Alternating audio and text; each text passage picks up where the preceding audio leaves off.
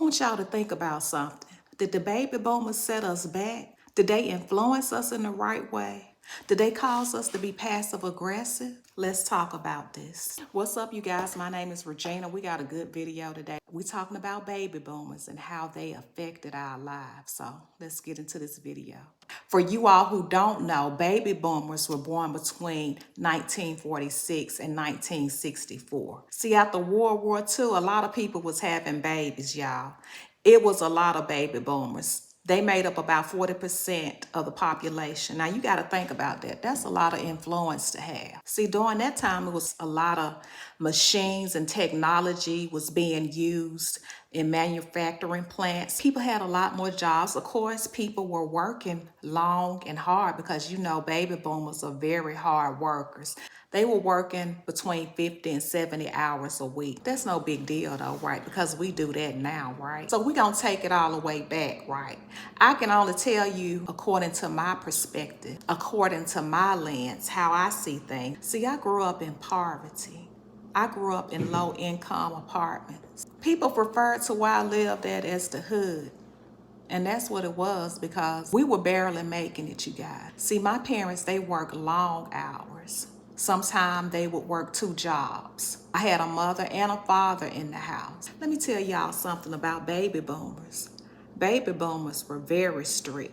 When they told you to do something, you better do it. You better not give them any talk back. You better not make a sigh like you tired of them talking, or you were gonna get disciplined. And I'm not talking about somebody talking to you. They would use whatever they had in front of them to deal with you, whether it be a remote control, a shoe, a brush, a comb, a book, it didn't matter. You were getting disciplined right there. And you know what? Sometimes they'll make you go outside and get your own switch. And it better not be a little bitty switch either. It better be one that's an appropriate size to deal with whatever you had done. That's just how they were. They didn't care about your feelings. You did what they tell you to do. Boys were taught not to cry.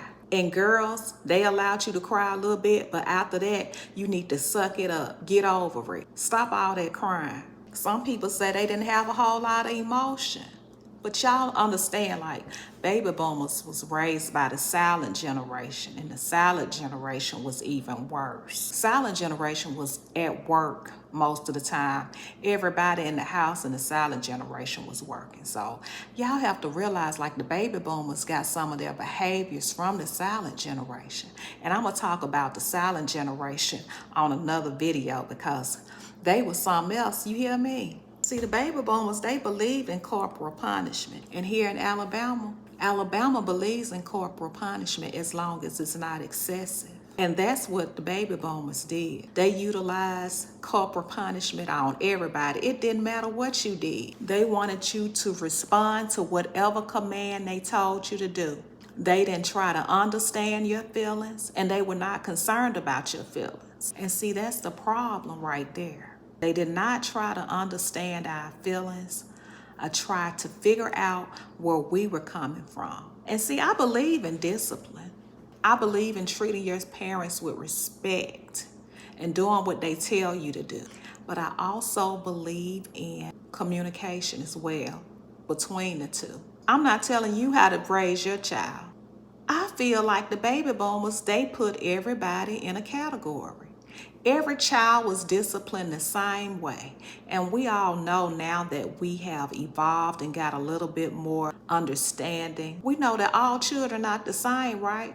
Some children have different capacities and capabilities. They're all different. They shouldn't be put in the same category. Some children are more fragile than others, and sometimes if you discipline them in a certain way, it can have lasting effects on that person. Say for instance, like, if you're told to hold in your feelings and no one ever listens to what you have to say, I believe it can cause a person to be passive aggressive, not saying what they need, not being able to communicate and convey their feelings. And that can kind of hurt you because it puts up this wall sometimes between the parent and the child. And the child don't feel comfortable coming to their parent because they feel like they're going to be judged, or whatever they feel is not going to be heard. And that can push them to bad relationships in the future. It can push them into bad situations like drugs. It can push them to anxiety, having mental blocks, having problems later on in life. So sometimes communication is good. I don't mind my child responding to me intelligently as long as it's respectful. We can have a dialogue, we can have a conversation so I can understand where she's coming from and she can understand where I'm coming from. Now, I believe in corporal punishment, but to a certain degree.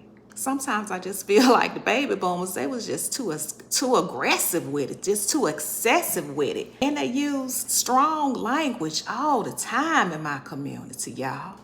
And it was normal. All the girls was hot in the tail. I'm like, I'm not even hot in the tail. Why I got to be hot in the tail? But that's how they responded to everybody. You just hot in the tail. I'm not hot in the tail, Grandma. That was the silent generation.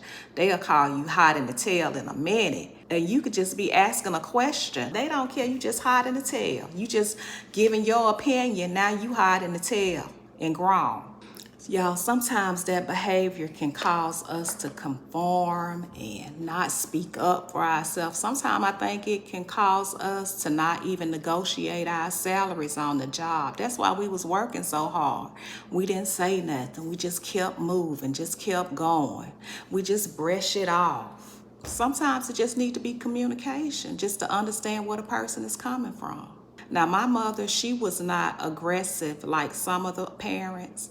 See, I had some people in my neighborhood, they used to get the business, corporal punishment, bad. I don't know if I can say all the things that people used to use on children on YouTube, so I'm kind of watching my language a little bit, y'all. So these children, they used to get the business, and the words and the language was harsh, and it was normal.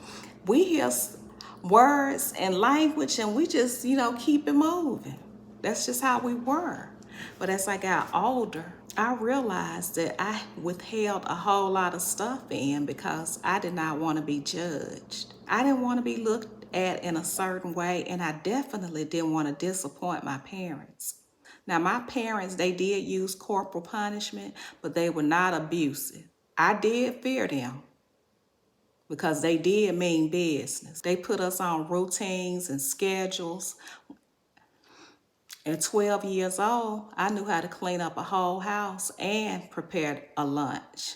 We were very responsible. Now, I'm Generation X. My sister, she came along. She's a millennium. And millenniums are between the year of 1981 through 1996. And I guess my parents, they must have got tired or just out of breath, and their strength was gone when my sister came because she didn't get the business as much as I did. Her mouth was a mess, y'all. Them millenniums' mouths. My sister would challenge everything they used to say. And when they did use corporal punishment on her, she was like, I got to say what I gotta say, and I'm just gonna suffer the consequences. I think they got kind of tired when my sister came along, and then these laws were being established about how to parent children correctly. So a lot of literature and things were being taught in the school, how to deal with your children and stuff. But them baby boomers wasn't studying that. They weren't caring about what them school people was saying. They were going to discipline you how they were raised and what they feel like what was effective. What worked back then was good for now. So that's how they raised us, y'all. But I do. Just y'all let me know if y'all think the same. Now, this is my opinion. Y'all have different opinions. That's okay. We can all disagree because we're not alike. We don't have the same stories. We didn't all grow up the same. We don't all have the same parents. We don't all come from the same traditions and backgrounds. So if you have a disagreement, it's okay. But put it in the comments. Let me know if some of this resonates with you. If it don't, just say, hey, Regina, you far off with this one. I think that's where a lot of some people passive aggressiveness come from and not speaking up for themselves. As I think about it now, because of how I was raised, being on a schedule, being on a routine, being that latchkey child that came in by herself, who sat on the couch, watched the Flintstones, watched the Jetsons, fixed herself a sandwich, very responsible at a very young age. I think it really helped me though, for real, in this world, because this world will swallow you up. You have to be prepared to live in this world. There's some crazy people out there. And I think some of that routine stuff, it taught me a whole lot about life at a very young age to be responsible. But it hindered me in some ways with the not speaking up for myself, holding things in, not dealing with things, emotional problems, not being able to speak. And I feel like people can speak intelligent. You can have a conversation with your child long as they're not disrespecting you. Now, if they start disrespecting, then you got to do what you got to do. Generation X and millenniums and Z, we like to talk to our children intelligently. See where they coming from. They could be going through something. They may have a problem. You just don't know. But if you shut them down, they're not going to be able to deal with the problem. Don't shut them down. Let them express themselves. And now that I think about it, like with all the routine and all of that I had, it's like I put myself on a routine without anybody telling me. I was a real nerdy child.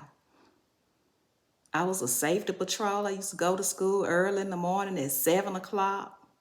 My mama used to take me to go and put your safety patrol badge on.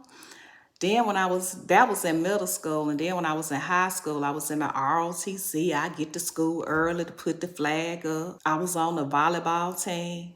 I did co-op. I got out of school early in the 12th grade because I was working at Hardee's. I was always doing something. I was always involved. I always had to be moving around doing something. Took piano lessons. I stayed busy, y'all. Let me know what you all agree with, and let me know what you all's parents did if you all had baby boomer parents. Now, I love my baby boomers because I love them because of the order they used to keep. Baby boomers they will keep the order, baby. You don't have to worry about that with the baby boomers. And they had a good sense of community.